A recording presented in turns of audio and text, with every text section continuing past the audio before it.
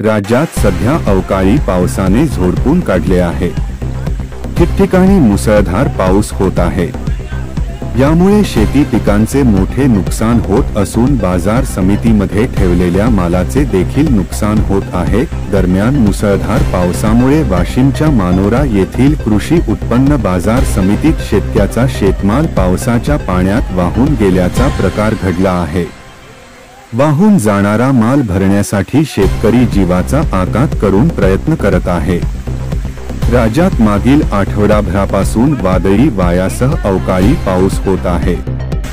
यातच हवामान विभागाने दिलेल्या अंदाजानुसार मागील 4 दिवसापासून वाशिम जिल्ह्यात अवकाळी पाऊस सुरू आहे।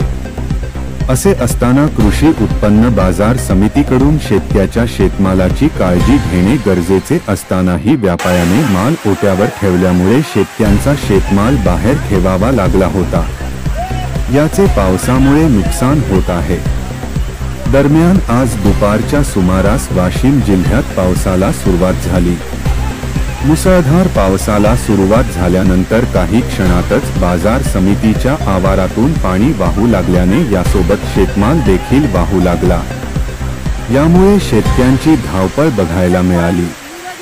आपला शेतमाल डोळ्यासमोर पाण्यात वाहून गेल्याने शेतकऱ्यांचं मोठं नुकसान झालं आहे।